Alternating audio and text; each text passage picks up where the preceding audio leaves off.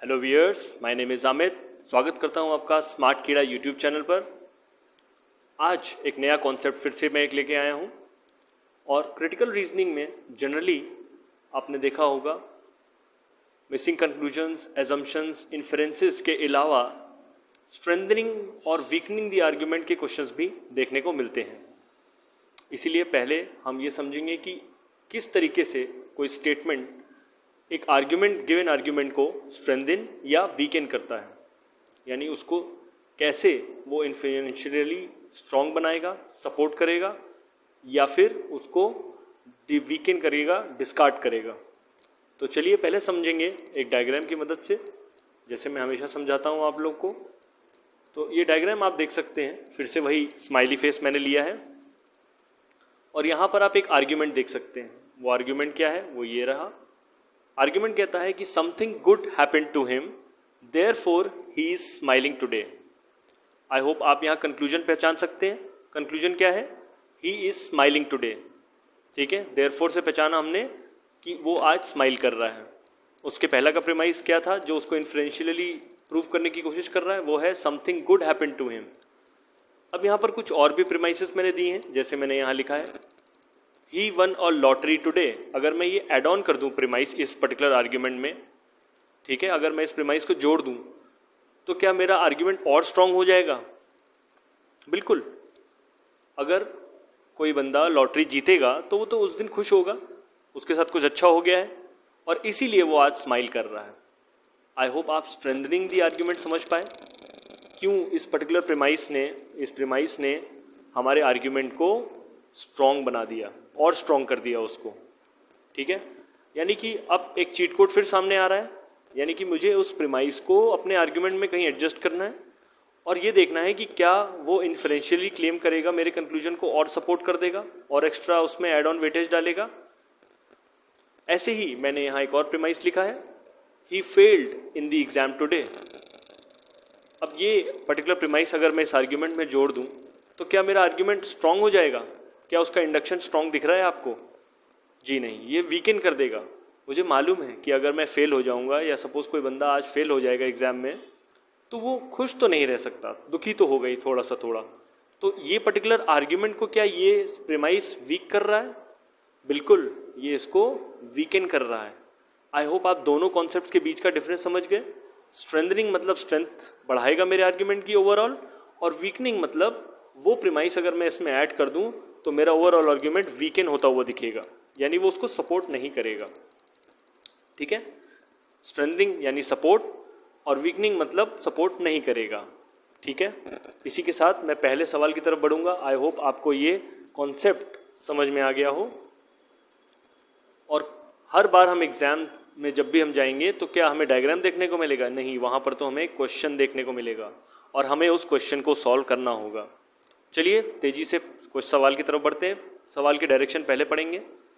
सवाल कहता है, in the question below a paragraph is given followed by 5 statements. अब यहाँ पर एक पैसेज दिया है, नीचे आप देख सकते हो एक पैराग्राफ दिया है और 5 स्टेटमेंट्स फॉलो होंगे। आपको वो statement choose the one that strengthens the main argument in the paragraph the most. ठीक है, आपको वो स्टेटमेंट चूज करना है जो आर्ग्यूमेंट प्रेजेंट किया है इस पैराग्राफ के थ्रू, वो उसको स्ट्रॉन्ग करेगा। चलिए बहुत तेजी से पैसेज को पढ़ते हैं। द एनवायरमेंट इंप्रूवमेंट्स, पहला प्रीमाइस पढ़ रहा हूं मैं।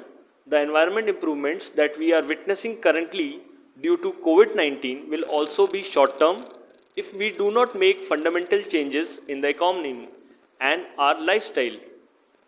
इसका मतलब ये हुआ कि अब जो हमें कोविड-19 की वजह से जो हमारा भी डिस्टर्ब हुआ है इकोनॉमी और लॉकडाउन्स हुए हैं, उसकी वजह से जो हमारे एनवायरनमेंट इंप्रूवमेंट्स आ गए। आपने देखा होगा हमारी जो एयर क्वालिटी है वो इम्प्रूव हुई। क्यों? क्योंकि पोल्यूशन कम हो गया, फैक्ट्रीज बंद थी, गाड़ियाँ ऑटोमोबाइल्स जो थे वो कम चल रहे थे, ट्रांसपोर्टेशन कम हो गया, जिसकी वजह से हमारा एनवायरनमेंट पे काफ़ी हेल्दी इफेक्ट आया। चलिए नेक्स्ट लास्ट ऑप्शन क्या बोलता है, fortunately we have an opportunity to make these structural changes. अब यहाँ पर फंडामेंटल चेंजेस किस बारे में बोल रहे हैं? अब ये कह रहे हैं कि ये जो टोटल जो हमारा एनवायरनमेंट इंप्रूवमेंट हुआ है वो थोड़ा शॉर्ट टर्म है, यहाँ पर शॉर्ट टर्म लिखा हुआ है, और ये जो फंडामेंटल चेंजेस हम अपनी इकोनॉमी में आने वाले समय में करेंगे और लाइफस्टाइल में फिर से, जब ये पैंडमिक जैसे अब ये धीरे धीरे अनलॉक हम हो रहे हैं और जो हमारे लॉकडाउन्स हैं वो कम हो रहे हैं, तो ऑब्वियसली जो हमारे इम्प्रूवमेंट्स हुए एनवायरनमेंट में वो शॉर्ट टर्म हो जाएंगे, फिर से वही हम सिचुएशन पे आ जाएंगे। लेकिन अभी हमारे पास एक अपॉर्चुनिटी है जिससे कि हम कुछ स्ट्रक्चरल चेंजेस ला सकते हैं। बस यही इस पैसेज का सार है। चलिए देखते हैं स्टेटमेंट्स क्या कहते हैं। पहला स्टेटमेंट पढ़ेंगे। In order to strengthen economic system, governments will bail out large corporations which will lead to climate breakdown and biodiversity collapse। ये मैंने इन्फर किया है। ये एक स्टेटमेंट हमें अपने पैसेज से रिलेट कर सकते हैं, हम बिल्कुल कर सकते हैं। यहाँ भी बात हो रही है इकोनॉमिक सिस्टम्स को जब गवर्नमेंट बेल आउट करेगी दोबारा से, तो फिर से क्लाइमेट का ब्रेकडाउन हो जाएगा और बायोडाइवर्सिटी कोलैप्स कर जाएगी। बिल्कुल मेरे आर्ग्यूमेंट को ये सपोर्ट कर रहा है। जो बात मैंने पहले प्रीमाइस में की लगभग वैसा ही कुछ हुआ है यहाँ पर भी। तो ये काफ़ी हद तक स्ट्रेंथन करता हुआ दिख रहा है, आर्ग्यूमेंट को और सपोर्ट कर रहा है, स्ट्रॉन्ग बना रहा है। बिल्कुल। चलिए ऑप्शन बी भी देख लेते हैं। क्या हम ऑप्शन ए पे टिक कर जाएंगे और आगे बढ़ जाएंगे? हाँ, हम कर सकते हैं, लेकिन हमें एक बेटर ऑप्शन ज़रूर, हमें सारे ऑप्शंस देखना बहुत ज़रूरी है ताकि हम उनको रूल आउट भी कर सकें। हमें कोई बेटर आंसर तो नहीं दिख रहा है यहाँ, कोई और समरी तो नहीं दिख रही। चलिए देखते हैं, ऑप्शन बी की तरफ बढ़ते हैं। ऑप्शन बी कहता है it is clear from the history that environment changes during pandemics have been short lived. तो ये कहते हैं कुछ हिस्टोरिकल फैक्ट के बारे में बात कर रहे हैं कि एनवायरनमेंट चेंजेस जो होते हैं पैंडेमिक्स के दौरान वो बहुत ही शॉर्ट लिव्ड होते हैं। हाँ, ये इन्फ्रेंस ज़रूर है, पर क्या मुझे ये एक आर्ग्यूमेंट को स्ट्रॉन्ग बनाता हुआ दिख रहा है in the light of option A? जी नहीं, ये उतना कन्विंसिंग आंसर नहीं होगा एज पर। अगर आप देखो ऑप्शन ए बहुत ही बेटर आंसर हमें मिल रहा है, क्योंकि उसमें क्लाइमेट ब्रेकडाउन की भी बात की, इकोनॉमी की भी बात करी, ओवरऑल उसने प्रेमाइसिस कंक्लूजन सबको सपोर्ट कर दिया। और यहाँ पर थोड़ा सा वीक इंडक्शन वाला आंसर हमें मिलेगा। हाँ, हालांकि एक इन्फ्रेंस हो सकता है, बट ये एग्जैक्ट स्ट्रेंथन करेगा आर्ग्यूमेंट को, इस बारे में हम ज़्यादा कुछ नहीं कह सकते। ऑप्शन सी की तरफ देखते हैं। ऑप्शन सी क्या कहता है? Instead of bailing out big corporations we should bail out people and environment. तो ये कुछ एक्स्ट्रा सुपरफ्लुअस स्टेटमेंट है। यहाँ पर एनवायरनमेंट और पीपल को बेल आउट करने की बात कर दी आपने। इस बारे में तो मेरा आर्ग्यूमेंट कुछ खास नहीं कहता है। हम सिर्फ वहाँ इकोनॉमी की बात कर रहे थे और एनवायरनमेंट पर होने वाले इफेक्ट की बात कर रहे थे। तो ये भी एक एक्स्ट्रा एड ऑन इन्फॉर्मेशन है, तो इसको हम रूल आउट कर सकते हैं in the light of option A. Option D देखते हैं। Taxing the bad and supporting the good strategy would should be followed by the government.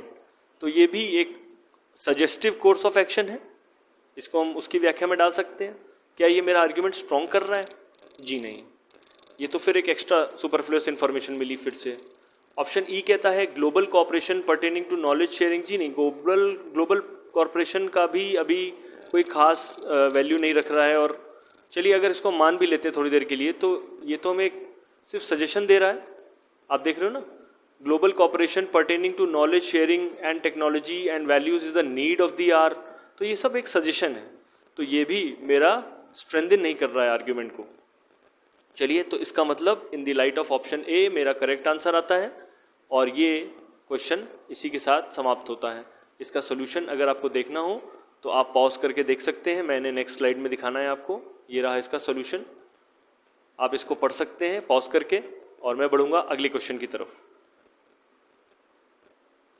चलिए नेक्स्ट क्वेश्चन देखते हैं। यहाँ पर भी वैसे ही एक पैराग्राफ दिया है और 5 स्टेटमेंट्स हमें देखने को मिलेंगे यहाँ पर।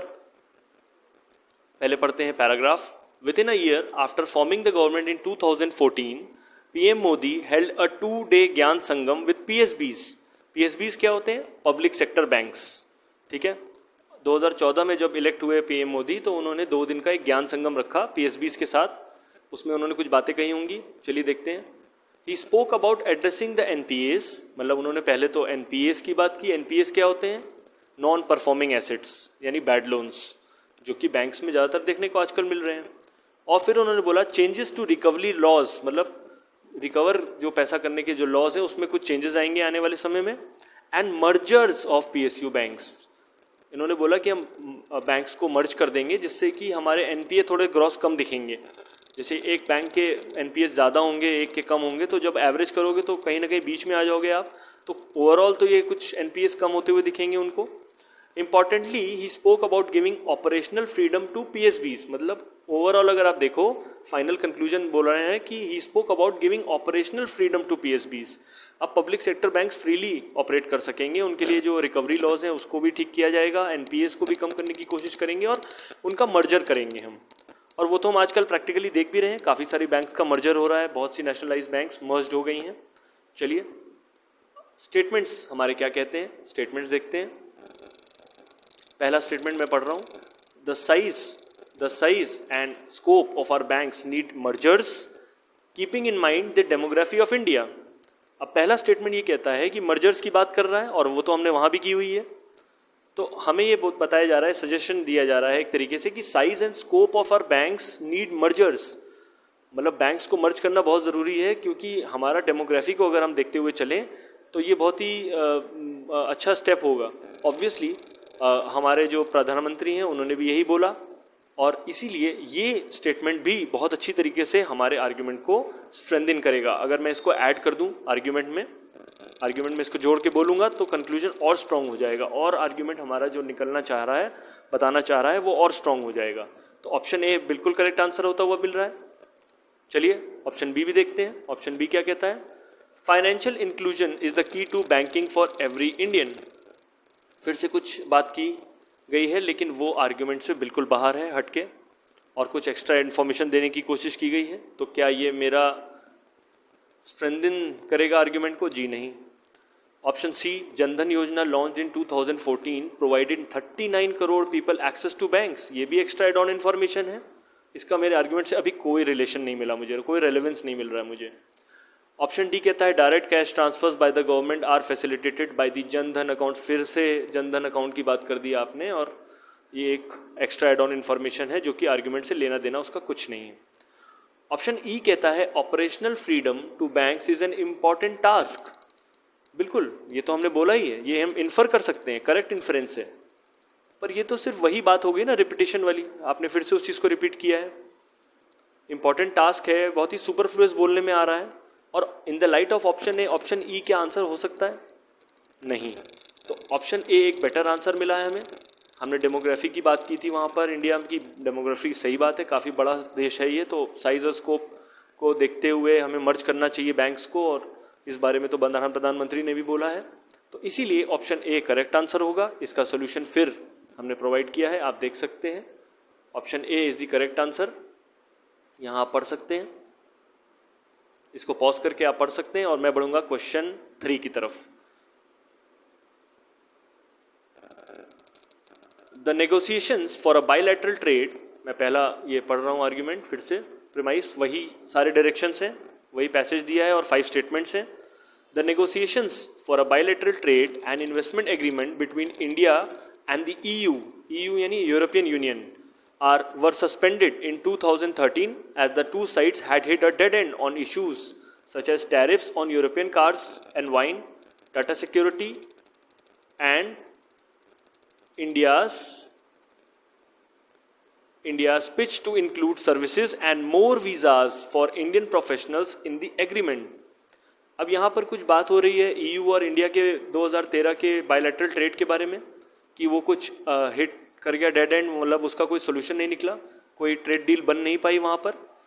और उसका सीधा रीज़न ये दिया है इन्होंने, क्योंकि हम उस बारे में कुछ बात नहीं कर पाए, जो यूरोपियन कार्स और वाइन हमारे यहाँ आती हैं उस पर जो टैरिफ्स लगते हैं, उस पर कुछ सिलेक्शन, उस पर कोई डिसीजन हम नहीं ले पाए। इवन जो डेटा सिक्योरिटी के इश्यूज़ थे और इंडिया के जो सर्विसेज और वीज़ाज फॉर इंडियन प्रोफेशनल्स थे वो भी कंसिडर नहीं हुए, इसी वजह से ये ट्रेड डील फॉल आउट हो गई। लास्ट स्टेटमेंट कहता है this slowed the interest from the European countries who did not risk investing unless a solid investment protection agreement was put in place। यानी कि अब जो यूरोपियन कंट्रीज़ का जो इंटरेस्ट है वो ख़त्म हो गया, काफ़ी हद तक कम हो गया इंडिया में किसी तरीके की बायलैटरल ट्रेड करने का या इन्वेस्टमेंट करने का, इस 2013 के फॉल आउट की वजह से। ठीक है, आई होप आपको ये समरी क्लियर हो गई हो। तो मैं ऑप्शंस की तरफ बढ़ूँ, 5 ऑप्शंस हमें फिर मिलेंगे देखने को। तो पहला ऑप्शन देखते हैं, India's decision to cancel bilateral investment treaties with 22 EU countries in 2016 failed to gain the momentum for agreements। अब 2013 में तो एक फॉल आउट हो ही चुका था, और 2016 में भी हमने जो 22 EU कंट्रीज़ थी उसके साथ भी बायलैटरल इन्वेस्टमेंट नहीं कर पाए हम। और हमें ऑलरेडी पता है कि जो लास्ट प्रीमाइस ने हमसे ये बोला कि EU कंट्रीज़ जो हैं अब रेजिस्ट कर रही हैं, एक तरीके से वो हेजिटेट कर रही हैं, हम बोलेंगे इंडिया में इन्वेस्ट करने के लिए। तो ऑब्वियसली ऑप्शन ए भी यही रिवर्ट कर रहा है, और अगर मैं ऑप्शन ए को आर्ग्यूमेंट में ऐड ऑन कर दूं तो फिर ये कंक्लूजन और स्ट्रांग हो जाएगा, क्योंकि 2013 में तो फॉल आउट हुआ और 2016 में भी फॉल आउट दिख रहा है मुझे। तो इसका मतलब फिर ऑप्शन ए बिल्कुल ही क्लियर स्ट्रेंथ करता हुआ आर्ग्यूमेंट है, हमारे आर्ग्यूमेंट को और स्ट्रेंथन करता हुआ दिख रहा है। चलिए ऑप्शन बी भी देख लेते हैं। In order to gain momentum in global supply chains India need to crack trade deals. ये एक सजेस्टिव कोर्स ऑफ एक्शन है। अगर ये कंक्लूजन का सजेशन मांगा जाता है कि अब हमें क्या करना चाहिए, तो हमने बताया कि हमें अगर ग्लोबल सप्लाई चेन्स में अपने धाक जमानी है तो हमें ट्रेड डील्स को क्रैक करना आना चाहिए। तो ये एक सजेस्टिव कोर्स ऑफ एक्शन है, और इसीलिए ये हमारे आर्ग्यूमेंट को तो स्ट्रॉन्ग नहीं कर रहा है कहीं से भी। ऑप्शन सी देखते हैं। India pulled out of regional comprehensive economic partnership agreement citing China dominating that trade grouping. हमने RCEP भी छोड़ दिया, और क्या ये भी हमारे आर्ग्यूमेंट को स्ट्रॉन्ग कर सकता था? देखिए, चाइना से हमने अभी कोई बात उसमें नहीं की है आर्ग्यूमेंट में, पर ये एक तरीके से इन्फर होता हुआ ज़रूर दिखेगा। ये एक्स्ट्रा एड ऑन इन्फॉर्मेशन है, फिर से काफ़ी हद तक ये स्ट्रेंथन कर सकता है, पर इन द लाइट ऑफ ऑप्शन ए ये थोड़ा सा वेवर्ड हो जाएगा, क्योंकि हमने चाइना से कोई ट्रेड डील की बात नहीं की है। हम थ्रू आउट EU कंट्रीज़ की ट्रेड डील की बात कर रहे थे पूरे आर्ग्यूमेंट में। क्यों यूरोपियन कंट्रीज़ के साथ हमारा ट्रेड डेफिसिट बना है या ट्रेड हम नहीं कर पाए उनके साथ, लेकिन चाइना के साथ हम निकल गए बाहर ट्रेड डील से, ये इस बारे में एक इन्फर ज़रूर किया जा सकता है, पर ये एक एक्स्ट्रा एड ऑन इन्फॉर्मेशन ही होगी, इसीलिए इसको भी मैं कैंसिल आउट करूंगा। थोड़ा कंफ्यूज ज़रूर करेगा ये ऑप्शन हमें। ऐसे ही option D, a trade deal with US will be big but the transactional mood of the Trump administration progress in this direction would be difficult. अब ये US से कंपैरिजन करने लगे, जैसे पहले चाइना से कंपेयर किया, तो ये भी थोड़ा सा एक्स्ट्रा सुपरफ्लुअस आंसर हो जाएगा हमारे लिए फिलहाल। और लास्ट ऑप्शन भी कुछ ऐसा ही करता है, given in China's predatory trade and investment practices. तो यहाँ पर भी हम आउट हो गए, काफ़ी दूर हो गया हमारा आंसर। तो गिवन ऑप्शन ए एकदम करेक्ट आ चुका था, तो हम B, C, D को तो वैसे भी इग्नोर कर सकते थे। ठीक है, तो ऑप्शन ए फिर से क्लियर आंसर निकला, और हम इसका सोल्यूशन फिर देखेंगे पॉज करके। ये रहा इसका सोल्यूशन, जो मैंने कुछ अभी बताया है, आप पढ़ सकते हो। नेक्स्ट मैं फिर क्वेश्चन पे जाऊंगा, फोर्थ पे, और फोर्थ क्वेश्चन कहता है, पहले डायरेक्शंस पढ़ लेते हैं। फोर्थ क्वेश्चन कहता है, in the questions below a passage is followed by 3 statements. अब यहाँ पर एक जो पैसेज दिया उसके बाद 3 स्टेटमेंट्स आएंगे। चूज द स्टेटमेंट और statements which weaken the passage, मतलब वो स्टेटमेंट्स आपको चूज करने हैं जो कि पैसेज को वीक करेंगे। अब यहाँ पर एक से ज़्यादा भी ऑप्शंस हम देखेंगे, क्यों? क्योंकि 3 स्टेटमेंट्स दिए हैं, मुझे ऑप्शंस देखने होंगे कि क्या मेरे सामने आएंगे। चलिए सवाल देखते हैं। तो क्वेश्चन कहता है, पैसेज कहता है, governments wishing to act against rioters are hamstrung by the toothless prevention of damage to public property act 1984 which merely prescribes a jail term and fine for convicts.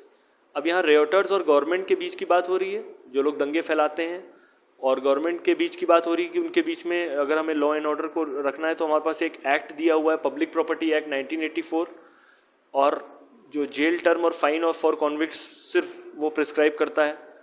चलिए आगे बढ़ते हैं। The political class must take the blame here but that is no excuse for ad hoc rule making. आपने एक चीज़ यहाँ पढ़ी, Toothless prevention. Toothless का मतलब बहुत ज़्यादा उसमें फोर्स नहीं है, मतलब हमने कानून तो बनाया पर कानून में ज़्यादा गवर्नमेंट के हाथ में बहुत ज़्यादा पावर्स नहीं दिए गए हैं, कोई आर्बिटरी पावर नहीं है दंगाइयों से लड़ने के लिए, सिवाय इसके कि उनको थोड़ा सा एक जेल टर्म दे दिया जाएगा या फाइन दे दिया जाएगा। तो पॉलिटिकल क्लास का ब्लेम है भाई, वही लोग, वही आप देखोगे जो हमारे लॉ मेकिंग बॉडी, तो लेजिस्लेशन तो वहीं से आता है ना। तो the political class must take the blame here but that is no excuse for ad hoc rule making. ठीक है, अब यहाँ पर UP is relying on a 2010 Allahabad high court judgment that empowered government to set up a competitive authority to accept damage claims. यानी कि कोई competitive authority हमें अभी तक नहीं दी गई थी इसके लिए। अगर हमारी एक्ट जो पब्लिक प्रॉपर्टी एक्ट 1984 है, अगर उसमें कोई कॉम्पिटिटिव अथॉरिटी दे दी गई होती जो डैमेज को क्लेम कराने के बारे में बताता कि मान लो अगर आपने हमारा पब्लिक बस को एक आपने आग लगा दी दंगाई करते हुए, पब्लिक पार्क्स को आपने डैमेज पहुंचा दिया, तो क्लेम को हम कैसे, जो हमारा नुकसान हुआ है उसको हम कैसे कवर करेंगे? आपको थोड़ा सा फाइन बता दिया गया और आपको थोड़ा सा एक जेल टर्म बता दिया गया, तो आप तो निकल लिए, आपने 6 महीने सेंटेंस मिला आपको और आपने 20-30-50 हज़ार आपने फाइन दिया और आप अपने घर बैठ गए। लेकिन जो गवर्नमेंट का, जो पब्लिक प्रॉपर्टी का जो हमारा नुकसान हुआ है उसको हम कैसे कवर करेंगे? ठीक है, ये पैसेज कहना चाह रहा है। तो यहाँ पर लिखा है कि टू एक्सेप्ट क्लेम्स, यूपी की जो गवर्नमेंट के पास है 2010 का एक इलाहाबाद हाईकोर्ट का जजमेंट था, बस उसी के बिहाफ पे उन्होंने एक competitive authority to accept the damage claims बनाया, giving hearing to all parties and pass appropriate orders within 30 days, मतलब 30 दिन के अंदर ही फैसला आ जाएगा कि किसने जो है दंगा किया है और उसको सज़ा क्या मिलनी चाहिए और कैसे हम क्लेम्स को एडजस्ट करेंगे, कैसे हम अपना पब्लिक प्रॉपर्टी जो हमारा नुकसान हुआ है उसको कवर करेंगे। तो सिर्फ उनके पास यही एक हथियार था। चलिए, ये बात आपको अब तक समझ में आ गई होगी जो इस पैसेज में बताने की कोशिश की गई है। और अब हम देखेंगे बहुत तेज़ी से क्या हमारे पास ऑप्शंस हैं। तो पहला जो स्टेटमेंट यहाँ दिया है, 2009 Supreme Court guidelines that mandated respective high courts to appoint a sitting retired जज as claims commissioner to educate on damages. तो ये एक एक्स्ट्रा इन्फॉर्मेशन फिर से दे दी गई।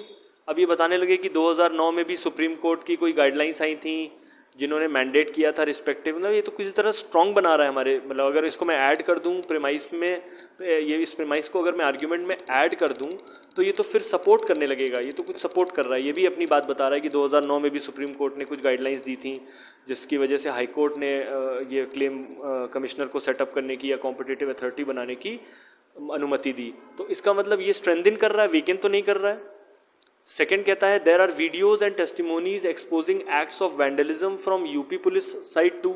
अब ये तो यूपी पुलिस को ही उल्टा कुछ बताने की कोशिश ज़रूर हो रही है यहाँ पर क्या मेरा ओवरऑल आर्ग्यूमेंट जो कहना चाह रहा था, जो हाई कोर्ट जो कॉम्पिटिटिव अथॉरिटी की बात कर रहा था, क्या उस बारे में कुछ बात है? बिल्कुल इररिलेवेंट, अजीब सी बात हो गई। ये तो यूपी पुलिस के ऊपर ही उल्टा इल्ज़ाम लगाने लगे, तो क्या मेरे ओवरऑल आर्ग्यूमेंट को ये वीकन करेगा?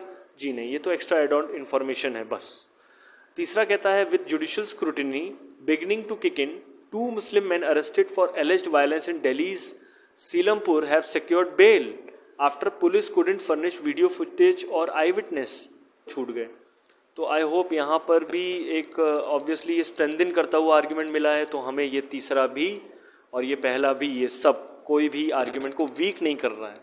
हाँ, स्ट्रॉन्ग, पहला वाला स्ट्रॉन्ग बनाता है, तीसरा भी स्ट्रॉन्ग बनाता है और बीच वाला तो एक्स्ट्रा एड ऑन इन्फॉर्मेशन है बस। तो क्या मेरे पास ऑप्शंस है, मैं देखता हूँ बहुत तेज़ी से। तो मेरे पास ऑप्शन है only 1, both 1 and 2, both 1 and 2 and 3, all of 1, 2, 3 या नन ऑफ 1, 2, 3। तो ऑब्वियसली 1, 2 और 3 तीनों ही गलत ऑप्शंस हैं, तो इसीलिए कोई भी हमारे वीकेंड नहीं कर रहा है, तो नन ऑफ 1, 2, 3 पे हम टिक करेंगे और ये हमारा सही आंसर होगा। इसका भी सॉल्यूशन अगर आपको देखना हो तो आप देख सकते हैं, ये रहा इसका सॉल्यूशन, इसको आप पॉज करके पढ़ सकते हैं। और मैं बढ़ूंगा लास्ट क्वेश्चन की तरफ, आखिरी क्वेश्चन जो मैं आज डिस्कस करूंगा आपके साथ। तो इस पैसेज को भी पढ़ते हैं। सेम इंस्ट्रक्शंस हैं, ये भी वीकेंड वाला ही इंस्ट्रक्शन आएगा। At the heart of democracy lies the concept of rule of law and at the core of this notion of due process a procedural justice. तो इन्होंने कुछ बताया है, डेमोक्रेसी में आप देखोगे रूल ऑफ लॉ चलता है, जी हाँ, एंड प्रोसीजरल जस्टिस चलता है, ठीक है। अ किंग और dictator can dish out justice but it will be arbitrary and possibly whimsical. अगर कोई डिक्टेटर होता तो वो भी जस्टिस की ही बात करता, बट वो आर्बिटरी होता, हो सकता है वो वन साइडेड एक जजमेंट होता। In a democracy there is elaborate mechanism that ensures the delivery of justice in the fairest way with safeguards all along. मतलब डेमोक्रेटिक एनवायरनमेंट में आप देखो तो जस्टिस के मिलने के चांसेस ज़्यादा हैं, क्योंकि वहाँ पर फेयर डिलीवरी होती है, ठीक है। यहाँ पर सेफगार्ड ज़्यादा हैं, दोनों तरफ की बात होती है, दोनों पक्षों की बात होती है, दोनों को जब पूरी तरह सुन लिया जाता है और फिर फैसला लिया जाता है कि कौन क्या सज़ा पाएगा या बरी होगा। Even for those accused of crime, ठीक है, ये तो मैंने बताया है, क्राइम के लिए बात हो रही है। Professionals deals with the law, professionals deal with the law and its procedure which are codified and there are multiple apparent layers punishing someone for a crime। बिल्कुल हमारे पास मल्टीपल एपलेट लेयर्स हैं, क्यों हैं? Obviously district court, session court हमारे पास नीचे level पे हैं, second level पे हमारे पास हाई कोर्ट है और लास्ट हमने देखा है सुप्रीम कोर्ट। तो 3 लेयर्स पर हम एपलेट लेयर्स पर हैं, तो ऑब्वियसली ये कोडिफाइड है, प्रोसीजर में है सब कुछ, तो डेमोक्रेटिक एनवायरनमेंट को ही प्रेफर किया जाएगा। इस आर्ग्यूमेंट का अगर आप ओवरऑल समरी देखो तो डेमोक्रेसी की ही ज़्यादातर बात हो रही है। चलिए देखते हैं ऑप्शंस क्या कहते हैं हमारे पास। तो पहला देखिए, अगर आप इसके क्वेश्चन को प्रॉपर पढ़ेंगे तो ये क्या कहना चाह रहा है, पहले पढ़ लेते हैं। विच ऑफ द फॉलोइंग, देखिए क्या कहता है, which of the following would weaken the argument that in a democracy, फिर डेमोक्रेसी की बात है, there is a elaborate mechanism that ensures the delivery of justice in the fairest way which safeguards all along even for those accused of crime. हमारा actual conclusion इन्होंने निकाल के यहाँ पे दिया है और ये बताया कि इसको कौन सा स्टेटमेंट है जो वीकेन करता है। ठीक है, तो पहला स्टेटमेंट पढ़ते हैं। विजिलेंटे जस्टिस और extra judicial killing of the criminals has become a new norm in the society and are applauded। अब यहाँ पर बात होने लगी एक्स्ट्रा जुडिशियल किलिंग्स की, यानी एनकाउंटर्स जो आजकल होने लग गए हैं क्रिमिनल्स के, और ये एक नया सोसाइटी का नॉर्म बन गया है आजकल। हम लोग इसको बड़ा अच्छा माना जाने लग गया है, जो फेयर डिलीवरी, मतलब किसी प्रोसीजर से पहले ही पुलिस अगर आप एक्यूज को मार दे तो उसको हम आजकल बहुत अच्छा मानते हैं। तो क्या मेरे डेमोक्रेटिक एनवायरनमेंट या एलेबोरेट मैकेनिज्म के लिए ये अच्छी बात है? जी नहीं, ये हमारे आर्ग्यूमेंट को वीकन करेगा। अगर मैं इस प्रीमाइस को यहाँ डालूँ तो ओवरऑल मेरा जो आर्ग्यूमेंट है वो वीक कर जाएगा। क्यों? क्योंकि हम तो डेमोक्रेटिकली फेयर डिलीवरी जस्टिस की बात कर रहे थे और यहाँ पर तो विजिलेंटे जस्टिस की बात करने लग गए कि पहले ही एनकाउंटर कर दो, बाद में देखा जाएगा क्या है क्या नहीं है। तो ऑब्वियसली अगर कोई अगर एक्यूज्ड है और अगर वो सिंसियर है, उसने नहीं भी किया है, तो भी उसको आपने पुलिस में एनकाउंटर में पहले ही मार दिया, तो सारी बात ही खत्म हो गई। ठीक है ना? आई होप ये चीज़ आपको समझ में आ गई कि क्यों मेरे आर्ग्यूमेंट को ये वीक कर रहा है। ऐसे ही सेकंड स्टेटमेंट आप देखोगे, सेकंड स्टेटमेंट कहता है criminality can only be cured through a police state with infinite powers. ये भी वही बात बोल रहा है जो पहला स्टेटमेंट कह रहा था कि अगर पुलिस को हम एकदम इनफाइनाइट पावर्स दे देंगे तो क्रिमिनलिटी बिल्कुल हट जाएगी हमारे उससे, सोसाइटी से। तो ये भी फ्री हैंड देने की बात करता है और डेमोक्रेटिकली हम बिल्कुल अलग जा रहे हैं यहाँ से। तो ऑब्वियसली ये भी स्टेटमेंट हमको वीकेन करता हुआ दिख रहा है। तीसरा पढ़ते हैं। Police encounters of the criminals is not justified act in democratic environment with a fair and codified procedure in place to deal with criminals. अब ये सपोर्ट कर रहा है मेरे आर्ग्यूमेंट को बिल्कुल, तो ये स्ट्रेंथ बना रहा है मेरे आर्ग्यूमेंट की, वीक नहीं कर रहा है। तो मेरा ऑप्शन कौन कौन सा आ रहा है? 1 and 2, 1 and 2 वीकेंड कर रहे हैं मेरे आर्ग्यूमेंट को। आई होप आपको ये बात समझ में आ गई हो। तो चलिए देखते हैं ऑप्शंस क्या कहते हैं। Only 1, both 1 and 2, only 1, 2 and 3, all of 1, 2 and 3, none of 1, 2 and 3। बिल्कुल हमारा ऑप्शन बी होगा सही आंसर। 1 and 2 बिल्कुल वीकेंड कर रहे हैं आर्ग्यूमेंट को। इसका भी सॉल्यूशन मैंने यहाँ प्रोवाइड किया है और आप यहाँ पढ़ सकते हैं। आई होप ये आपने पॉज करके पढ़ लिया हो। इसी के साथ मेरा ये सेशन कंप्लीट होता है। आई होप आपको ये सेशन अच्छा लगा हो। कुछ क्रिटिकल रीजनिंग के डाउट्स और क्लियर हुए होंगे आपके। आई होप कुछ कॉन्सेप्ट्स और क्लियरिटी आई होगी, कॉन्सेप्ट और बिल्ड हुआ होगा। मैं चाहूँगा कि अगर आपको कुछ डाउट्स हो तो ज़रूर मुझसे पूछें। अगर ये वीडियो अच्छा लगा हो तो लाइक और शेयर ज़रूर कर देना। Signing off from me. Next video में आपको फिर एक नया कॉन्सेप्ट मिलेगा और अगर आप चाहते हो कि इस पर मैं और सवाल दूं तो मैं इस पर एक और सेशन मिसलेनियस क्वेश्चंस का और ला सकता हूं। Till then, signing off from me. Thanks for watching this video.